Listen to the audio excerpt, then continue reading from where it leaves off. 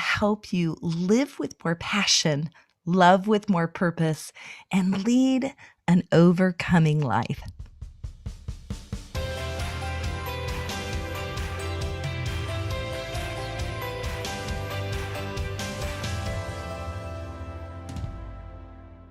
Today on Healing Rain, I have the privilege of introducing Phil Cook, who works at the intersection of faith, media, and culture.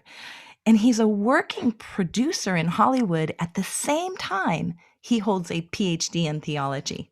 His client list includes studios and networks like Walt Disney, DreamWorks, and USA Network, as well as major Christian organizations such as Joel Osteen or Joyce Meyer or the Museum of the Bible. He even works with the YouVersion Bible app. I love that. As he's traveled around the world, he's been shot at. He survived 2 military coups. He's fallen out of a helicopter, and he's been threatened in prison. This is a man that has lived some life. Thank you so much, Phil, for being on Healing Rain, and thank you for making such a difference in media and culture. And thank you for having a platform to let people like me share about that. That's if it wasn't for you, I wouldn't be able to tell people about it. So I'm incredibly grateful for that. And Phil, you have such a breadth of experience. And I love the fact that you really started in film and camera work on Oral Roberts University campus. So, wow, what was that like filming Oral Roberts and the healing meetings that he did and television that Oral did? Yeah, that was back in the early 70s. And I was a student at ORU. And my sophomore year, a friend of mine said, "Hey, I'm working on the television crew for Oral, and we need an extra guy to help move sets around." And so I got on as a very lowly grunt. I was just moving set pieces. And then I graduated up to lights and setting lights. And then I started running camera. And really, before it was over, I ended up directing the programs for a number of years. And in fact, after I graduated in 76, I came to LA for a year. And back then, I was a freelancer and the unions had control of everything. It was really tough to get in as an independent person into Hollywood. And so I was getting married and I knew I needed a real job. And so they asked me if I'd come back and work on Oral's television program. So I did. I came back and came on as an assistant director, eventually started directing and producing the program. So I was there for a number of years, and it was one of the great times of my life. I can't express just how much I learned from Oral, because he was such a legend. I think one of the greatest preachers of certainly that generation. And I just had a really terrific time. And most of the principles I know today that I use in media, I learned from Oral. So it was a great experience. Well, I know that I personally was impacted by Oral, by reading his biography. And there's something about pioneers, and Oral was a pioneer. He was a pioneer in the healing ministry, but he was also a pioneer in broadcast. And as a Foursquare pastor, some of my background is Sister Amy McPherson, who, she began some of the first broadcasting in LA and saw it reach in and make a difference in culture.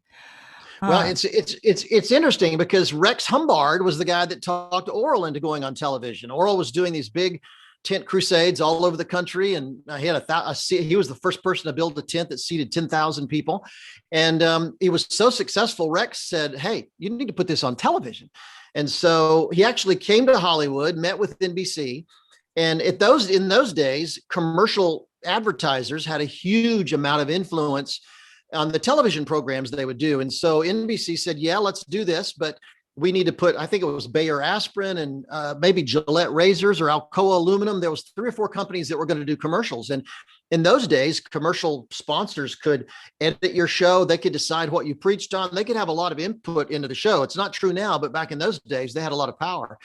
And Oral said, "Well, I preach the gospel. I can't have a razor blade company or a Holiday Inn tell me what I can and can't preach." So he went back to Tulsa, and the thought occurred to him, "Well, what if I raised the money and did this myself?" And so he went back to NBC and said, "What if I paid for it?" And we didn't have any sponsors. And literally, that's what we call paid time broadcasting. And it was born that day when Oral came up with that idea to do it out here in NBC. And so Since then, the whole premise of Christian television all over the world has largely been paid time, where you raise the money to put your show on the air. And so he changed the direction of Christian television forever. And there was good things about it and some things that haven't worked out so well about it. But he was totally a pioneer in everything that he did. Yeah, and you got to see some of the miracles that happened at the events. What was that like? Talk about the presence of God in the midst of those meetings and filming. Yeah, it's interesting. Oral was totally legit. There was a lot of controversy about him later in his life because of financial pressures and some things, but I think he was the real thing. And one of the things I got to do was I found a trove of old films, 16 millimeter films that had been made of his old crusades. And back then he had the healing line, and people would fill out cards and they go through the line, and I actually found in storage at the university, they had just stashed it somewhere. And I found in storage where all those cards were, the films of his crusade.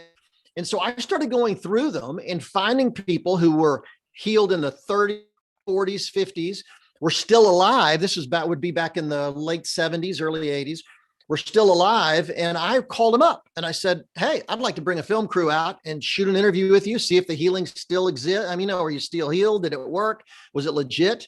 And we called it Miracles on the Road. And I traveled all over the country interviewing people 10, 20, 30 years after they'd originally gone through that healing line with Oral, and interviewing them. Like in one case, a guy came to one of Oral's meetings, I think it was in the late 40s, and he had fallen or had been in a car accident, and he had broken his back, paralyzed from the chest down, horrible shape. They brought him in on a hospital bed or a gurney, and Oral prayed. The guy was healed. And 20 years later, I videotaped him roofing houses. He roofed houses for a living, and he would carry up giant slats of shingles in his hands, going up a ladder and roofing houses. So it stuck. Apparently that healing really worked. And there was so many cases like that where people had been healed and it had stayed with them for a long time, and it dramatically changed their life. So that was one of the most interesting things I've ever done. Well, and Phil, those are my favorite things. I just want you to know, because I've been a researcher of revival and healing. Mm-hmm. It's been one of the things that I've researched, and my favorite things are those original stories, and then the joy that Jesus really does heal body, mind, Yeah, soul, and spirit. And absolutely. and experiencing that, and really, I have a grandpa that was healed supernaturally. He was a Mennonite guy. He drove a Surrey, one of those Surreys, those open buggies, and Yeah. and he ended up falling off a bridge into a creek bed, and the horse fell on top of him, and he was Wow. laying there near death.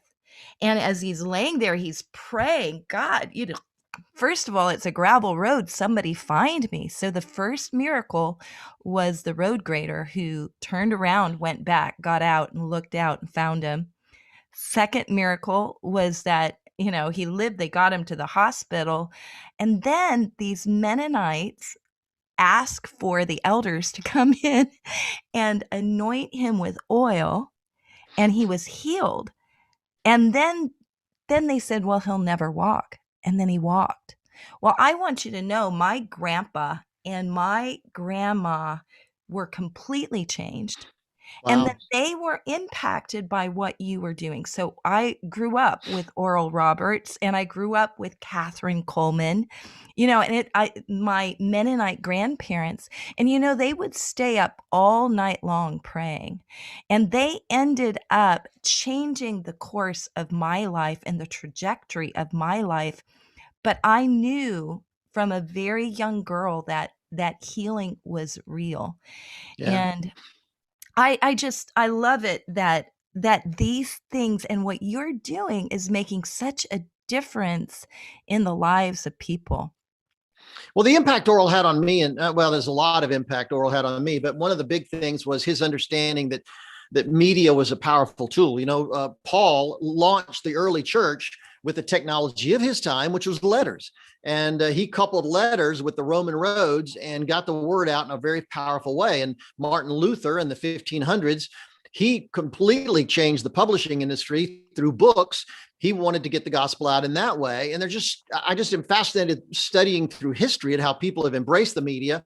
And early on, back in probably from about 1898 to 1914, the church produced more movies than Hollywood did. I've done some interesting research that indicated the church was just really at the forefront of movie making. I worked with a church in Montclair, New Jersey, right across the river from New York City, and they had a historic cathedral that was built there in Montclair in about 1911, maybe 1908, somewhere in that time.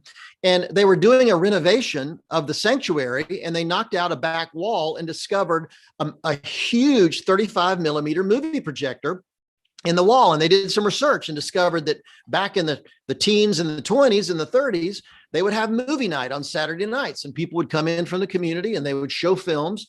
And they were Christian movies. And years later, they decided to move away from that. And it was so difficult to take the projector out. They just boarded it up in the wall, and people forgot it existed. So over and over, I continue to find situations where Christians 50, 75, 100 years ago were using film and television in so many unique ways. And I think Oral was a real pioneer of that. And I grew up learning his philosophy about using television. And I've been all over the world filming him doing things. And it's just been an amazing opportunity. Well, I've read that you've been in 60 countries, Yeah. your bio said, and I love the fact that it sounds like you were in a helicopter and almost, talk Yeah. about some of those things. You were in prison because of filming overseas.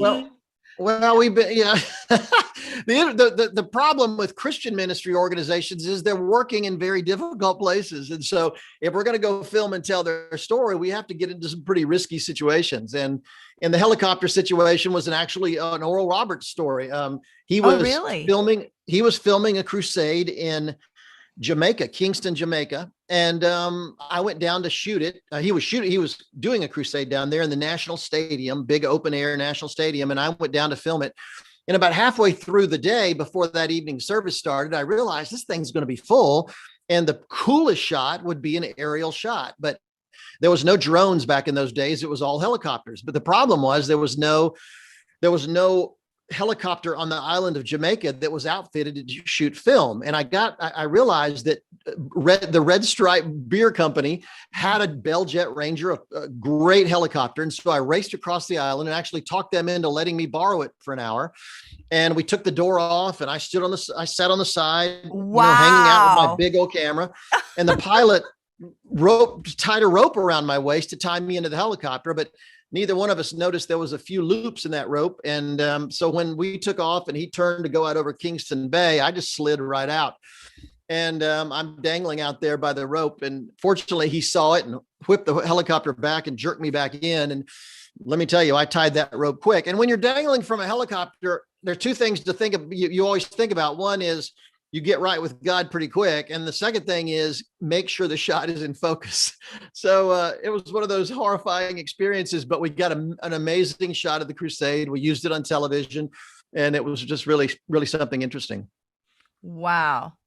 I love what God has done in your life. And you've always been at that juncture of media and culture and theology. Yeah. And one of the things that is a real struggle is, and I find myself, I have a love-hate relationship with media and social media. Oh, yeah.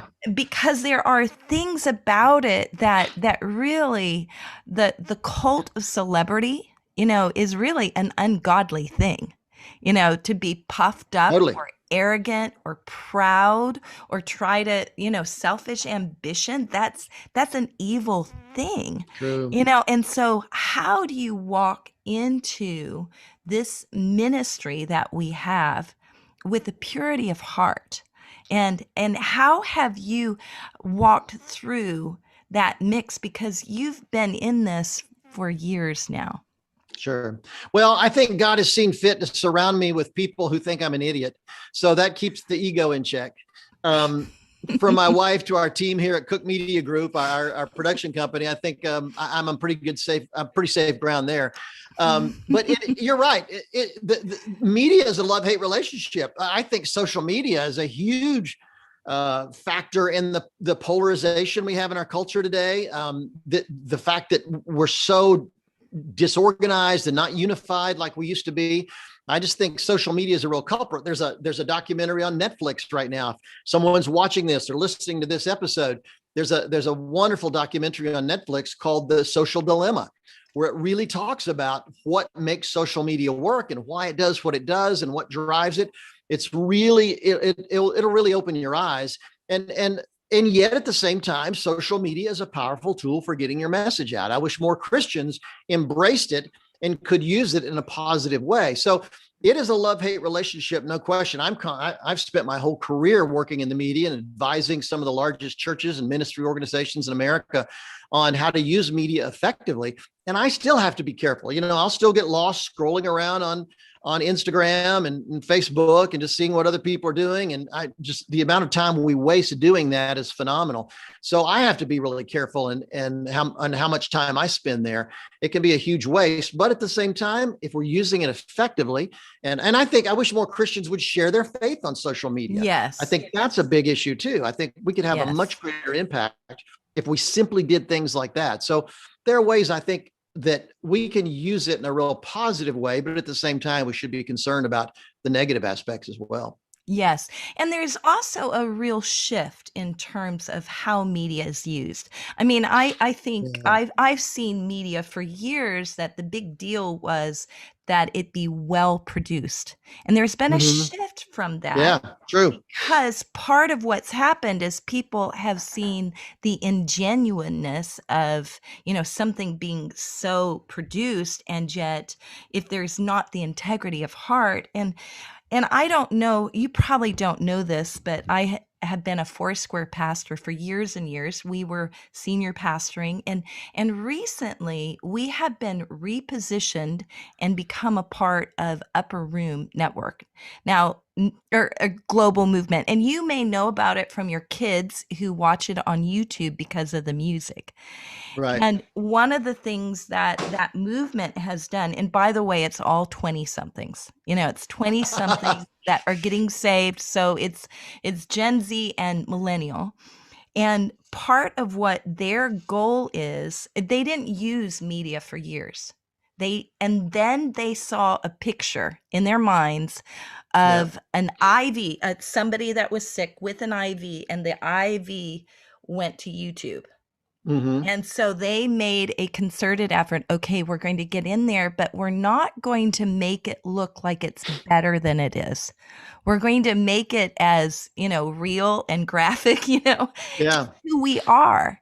And, their YouTube videos went viral, and then God began to use them where it's, what it's like going to church, Phil. You're standing in line for an hour.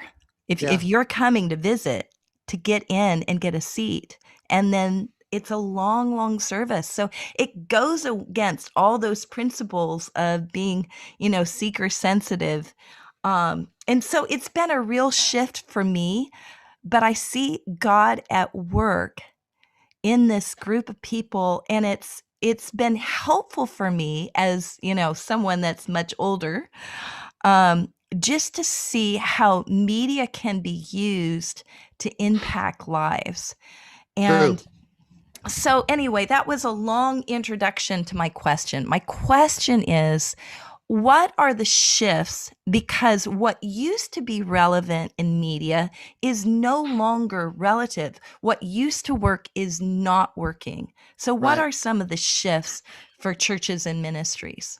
Well, you're exactly right. Online, authenticity is much more powerful than quality right now, because people are used to seeing, poorly lit videos and, poorly shot videos. They're kind of used to it. It used to be a little different world, and quality was the thing we really pushed to distinguish ourselves. And I still push for quality whenever we can.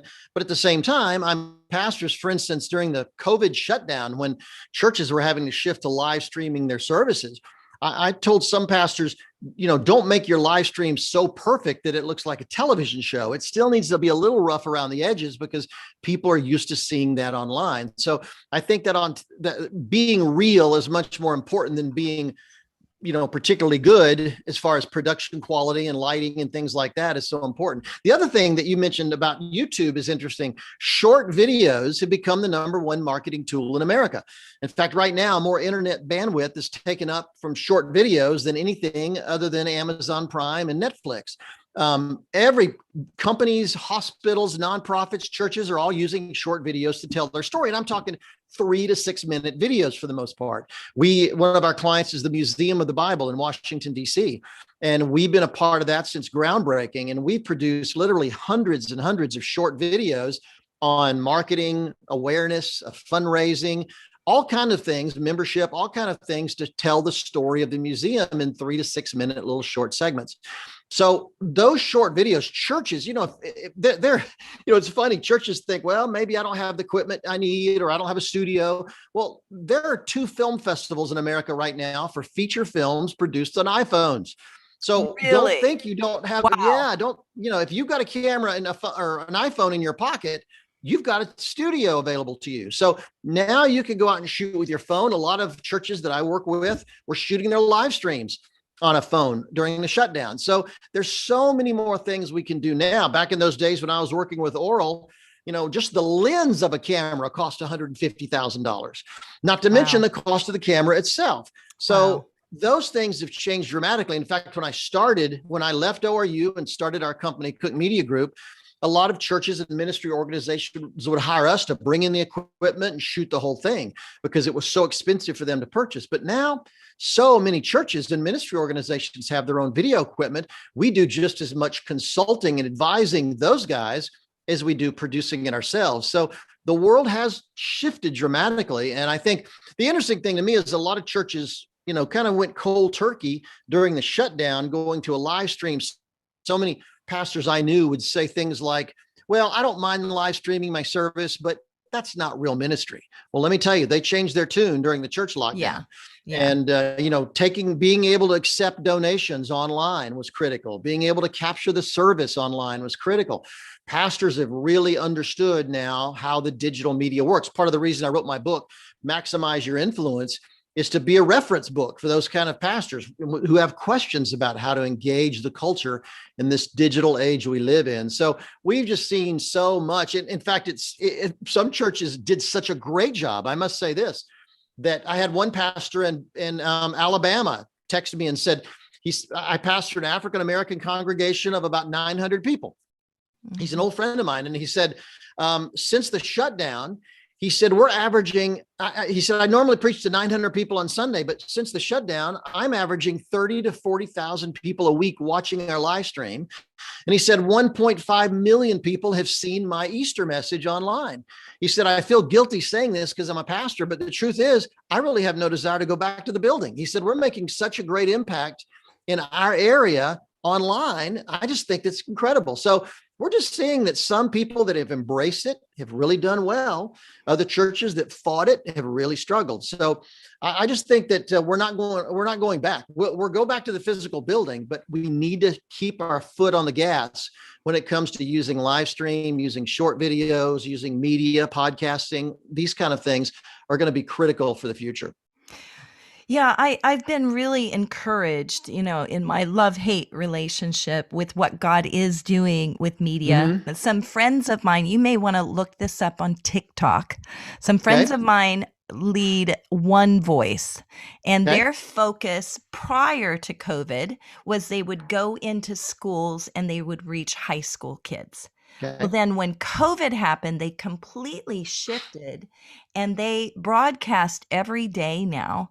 And they're on TikTok and they've literally led people to Jesus. They've baptized online. I mean, I've kind of watched some of this and they are equipping a new generation, but they're running. I mean, I don't have the figures, but I think it's like 4 million type of Wow. followers. So, I mean, they are Yeah. making a difference and their calling is to be evangelist. And that's where Gen Z is. they're familiar with TikTok. And so, I mean, I Yeah. tell you, I need to start TikTok, and I'm going to, even though I'm like, oh my goodness, help my brain wrap around Yeah. all these different things, because God wants to help lives, and God wants to heal people, and He's going to use it. Yeah. That's true. And we can't be experts at everything. I don't do TikTok. I've got an account there. I'm on, I check it out occasionally, but I really focus on my blog at philcook.com for one thing. And then I share that through my Instagram, my Twitter, my Facebook. But I've realized that I can't, if I'm going to do everything, I'm not going to have time to do anything important. And so that's one of the things that I think is so distracting about social media. Sometimes that Mhm. we pour so much time into doing that, we don't really accomplish what God put us on the earth to do. So I I agree. think it's great to use it to tell your story and get the word out there. But my goal, I was just talking to our web guy today that my legacy is going to be my blog, not my posts on Facebook or my posts on Twitter or Instagram. And so ultimately, I want to drive people there. And so that's how I use social media primarily. So a lot of it is understanding, what did God put us here to do? What are we called to accomplish with our lives? And sometimes we have to say no to some really good things in order to say yes to some great things. And we just can't get so distracted and so pulled in so many different directions that we don't actually accomplish something that we want to be remembered for. And I think that's an important thing to remember in this distracted world we live in. I totally agree. We've got to understand the no's in order to Yeah. grab the yes. And which things are we called to interact with, and which ones are we not? And that's going to be an individual conversation with Jesus True. Oh on a boy, that's personal true. level, but also, even churches where they're supposed to be, Yeah. and just understanding. My heart is beginning to break for the Gen Z generation, and partly because they have grown up online, and this fatherless orphan generation that they need Jesus, just like the Yeah. millennials did, just like Gen X did, just like baby busters and baby boomers. You look at all Yeah. these generations, that we all need Jesus. And so, what have you found in terms of sharing the gospel? And we're talking about length of Sure. time, to be consistent principles, because the technology is going to change. The Yeah. latest gadget's going to change. But what are some of the principles about, like, for example, we talked about authenticity. Sure. What are some of those types of principles that we should think about in the media? Well, first of all, you're exactly right about changing. I tell people when I speak at a lot of pastors' conferences and events like that. And I always tell pastors that, the Bible says God's word never changes, but trust me, everything else does. People change, technology changes, culture changes, styles, trends, all that changes. So it's telling the story is one thing, but understanding the way people receive it is something else. And so we do have to stay on top of those kind of changes that are happening out there in the culture. But the overarching principles, like you talked about, storytelling is a great example. We've been telling stories since the days of Hebrew storytellers sitting in the desert around a campfire in the Middle East 10,000 years ago. And stories have always been remarkably compelling. If you look at television ratings, the number one most watched TV programs are story driven programs. And so there's something that we're wired. There's something about the way we're wired that stories are a powerful, powerful, compelling thing. If you tell a story well, you can, it's not about lecturing somebody. It's not about preaching to somebody. It's almost like you're sliding the knife into their back without realizing it. When you're telling a great story, you're giving them an eternal principle, but they don't really realize it because they're so caught up in this story. And stories in many ways are like, a ticking bomb that when you tell them a story, they may not totally get it at that moment, but maybe an hour, a day, a week later, that bomb will go off and they'll suddenly realize, oh, I get the point now. I understand it. And so you see why epic stories, Star Wars and movie theaters, those kind of films, the Marvel pictures that are so popular today are just epic examples of great storytelling. And I think one of the things that we need to remind ourselves of in the church is the power of stories. That is so critical. I know pastors that I just don't think they're just not, they just have no gift of storytelling at all. And their sermons are dry and boring and dead. Whereas Jesus, pretty much, that's all he ever did. I mean, Jesus didn't write a book about church leadership. He didn't write a book about theology. He didn't write the 10 principles of launching a new congregation. He just told stories. And very often, it was funny. Very often he wouldn't even explain them. He would just tell the story and then move on. Sometimes his apostles were so dense, or his disciples were so dense, he'd tell them kind of behind the scenes what the story meant. But very often he was willing to risk. And this is what I find interesting about Jesus. He was willing, he only had 3 years of adult ministry. He knew this. He was God. And yet he was willing to risk those 3 years of the power of telling compelling stories.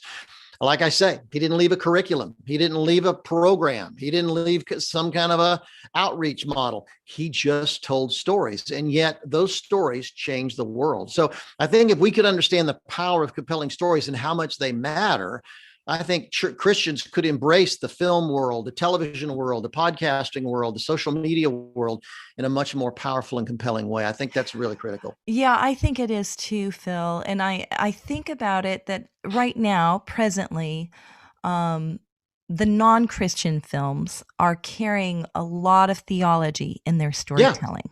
true. And so the theology is coming through. It's one of the things that the fact that you have a PhD in theology, I absolutely love, because it's one of those things that people tend to hate theology, but how we think about God's so Yeah. important. And I taught theology for a decade. And one of the things that I'd say to songwriters or, writers or pastors in training, the reality is if you don't understand that, then you're going to miss. Yeah. Because when Jesus was telling the story, he had perfect theology. Oh, yeah. Oh, yeah. Jesus is perfect theology. And so that came through in his illustrations because we were learning about God, Yeah. through his stories. And so, That's right. again, Let me give you an yeah. example of that, which is really good. Uh-huh. A few years ago, I produced a film for theaters called the Hillsong movie, Let Hope Rise. It was based on Hillsong United, the world's most popular worship band at the time, and we covered their world tour and leading up to the release of a new album. And one of the things we discovered is we had a massive film crew on location. We had a ton of people filming and working on the project. But even as we're setting up for a concert and the concert's beginning, and if they wanted to debut a new song, they would have to call Sydney back to the Mothership Church, Hillsong Church, and talk to the theology guys, the pastoral staff, to make sure the lyrics lined up theologically in a correct way. And they would not perform the song if they didn't get the sign off from the guys back at the church. And I was frustrated because I'm trying to, the concert's happening, guys. We need to get out there. But they were so good about that. They would not go out and sing a new song until they had the sign off from the pastoral staff at the church that it was theologically legit and correct. And so I had such great admiration for that. I wish more artists would go to that kind of effort. So often in Christian worship music and in movies and books and other things, the theology is really, really kind of suspect. And I wish we'd go to a little more effort to make sure what the Bible says is reflected accurately in the work that we do. So I think you're exactly right. Well, I knew we would like each other. I knew that aspect would come through. Even you haven't mentioned artwork, but Mm-hmm. in teaching my children and Yeah. finding good children's Bibles, and sometimes the illustrations are wrong Yeah. theologically. Or Oh, they're yeah. not accurate. So all of those things come to bear. My children grew up with me teaching the Bible, Yes. and correcting the inaccuracies, that would come up. They grew up with me talking back to films on TV that that lies were coming through. So I mean, it's one of those things, and I want to, just as we come towards closing, Sure. I want to circle back around to the topic of purity. To the topic of, because let's face it, we've been around long enough. We can see so many people that began with such earnest faith and, self-sacrifice, and things happen, and suffering happens, and betrayal Yeah. happens, and, all of those different things. And you can end up just relying on production, and you miss the heart of God. You miss the presence of God. You miss the purity of God. The power that comes through when heaven comes to earth, and you are just capturing it on film. Right. And so what have you seen? Because I'm sure you've seen it all, Phil. I'm really, you've seen all different. So, but what is it, when heaven and earth meet, so to speak, in media, when you know that you have God's presence and power in the midst of the technological world? Well, I think that the thing that I try to convey to churches about that is, first of all, technology doesn't drive everything, and we shouldn't allow it to drive everything. So often I'll go to a church that's trying to do television, or they're trying to do video or other kinds of media out there, and there's a tech guy or an engineering guy that's in charge of everything. And I love my tech friends and I love my engineering friends, and they're vital to the process. But they're not the producers. They're not the person who's thinking, okay, how are we capturing the pastor's message? How are we capturing the way the Holy Spirit is moving here?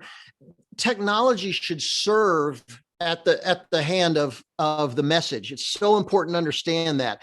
Some churches will tell a pastor, okay, here's where we put the cameras, so you need to preach here, and you need to walk over here, and you can't walk out of this area. Let me tell you something. Oral Roberts, back in my early days, by the grace of God, he taught me that, hey, I'm going to do what the Lord tells me to do, and it's, if you either capture or you don't, and if you don't have a job. And he was exactly right. I was there to serve him. He wasn't there to serve me. And so pastors need to understand that it's not about having 10 or 12 cameras. It's not about the way the lighting is. It's, what are we doing? I mean, Craig Rochelle at Life Church in Oklahoma City they're the biggest church in America right now. And yet they shoot, and they have 37 campuses that they're feeding with their video, and their live stream is the biggest audience in America. And yet they only have 3 cameras. They shoot him with 3 cameras, and that's it. Whereas I know churches that have 6, 8 cameras and are not doing nearly as good a job of capturing the pastor. So it's really about how we capture that message that counts. And so never, ever let technology drive what you do. The pastor's message, I mean, God called this pastor for a reason, and his message should be the driver of everything we do. I often say that the pastor's message is the point of the spear for everything we do. So often I'll see a church where the pastor preaches on Sunday, and then on Monday, the social media team is telling a completely different story with their social media. The video guys are telling a different story with the video. The website tells a different story. The email blasts that go out tell a different story. Let me tell you, it's like an army going into battle and having all their guns pointed in different directions. That's never going to make an impact at all. The armies that make an impact are the guys that point all their guns in one direction at the enemy, and they blast a hole in the wall. And so churches and ministries need to be the same thing. Whatever that pastor is preaching on Sunday, we should follow up that theme with our social media, with our video, with our web presence, with our email blasts, with our print materials. Everything that follows that up the following week should reflect that theme the pastor is preaching on. I'll tell you, when that happens, man, people start to make an impact. We know, marketing expert Seth Godin says repetition builds trust. People actually love to hear something over and over again, and we all need to hear that. And so churches that can do that are the churches that really make an impact in their community. And it's so important to remember that repetition matters. And, technology serves the pastor. The pastor is not serving the technology. Yeah. Didn't I'm mean to so preach on that, grateful. but No, I'm really grateful for what you're saying, and I've seen it. I've seen it at work, and I think when a church is a 20-something church or a 30-something church, it's often easier for that group of people to navigate, because they're current. with the technology and with Yes. telling the story. And literally what I'm seeing is people are making choices to move to Dallas and live here based on the live stream that they're Yeah. seeing of Upper Room. And that is like significant. So you think about it's not so much about the technology for Christians, even though that's really important. And if you miss that, you're going to miss the message. You're going to butcher it. Yeah. But it's really about the message. It's really True. about Jesus and telling his story in a way that reaches the people without compromise, I think. I Because agree. It's yeah, go ahead. I was just going to say, back in the golden days of filmmaking, film director John Huston said a powerful statement. He said, if, as a director, if you do a shot that's so creative, so interesting that the viewer notices it, he said, you failed because you've distracted them from the story. And I feel the same way about church media, ministry media, that if we're trying to be cool, if we're trying to be super uber creative, and we're so creative and cool that people notice it and it draws attention to itself, we've failed because we've drawn people away from the message we're trying to share. So that's a really critical principle. I agree. Hey, I want to ask you a question. Sure. Have you read Jeremy Riddle's book, The Reset? I have Have you read not, that? but I will. I'll write it down right now. Yeah, I listened to it on audio recently. Okay. And it's read in his voice, and he's Jeremy Riddle has had a huge influence as a songwriter and worship leader. He's now at Anaheim Vineyard.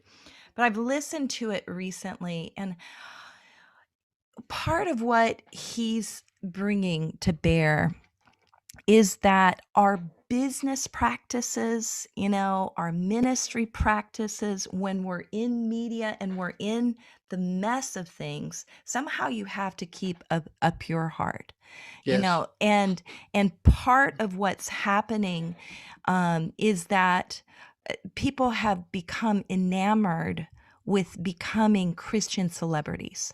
Like that's the thing that's most True. important to them. And if you think about that, that's people pleasing. And Jesus never did people pleasing. Right. He did the opposite. He was serving the Father. And one of the things that I haven't asked you, but talk about the business of media, because that part of it, how have you been able as a businessman, because you've been in this all your life, how have you walked the principles of purity in your heart so that again the message of Jesus comes through? Well, that's a good question. I don't think about it very often. It's, overtly like that. I do think that a big part of it is being, you're always thinking about, I don't want to embarrass God. I don't, I want to honor God. I don't do something so stupid that I embarrass the Lord.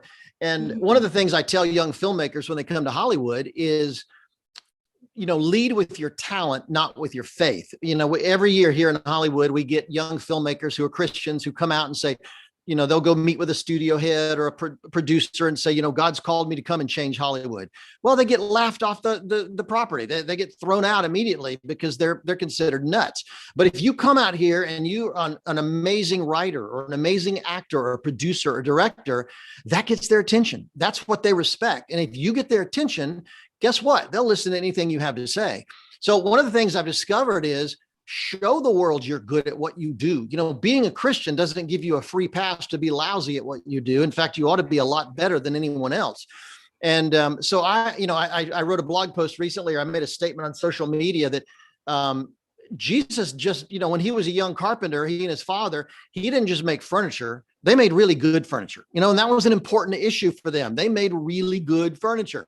And that's the attitude we should have. That's what gets the world's attention. And once we've gotten their attention, they'll start to listen to anything we have to say. So I think that's really critical. I think one of the things that I've worked hard at is understanding how radically the change is happening in our culture, trying to stay in front of that as much as possible. And so we can help more and more churches, ministry leaders get their story out there in a more powerful way.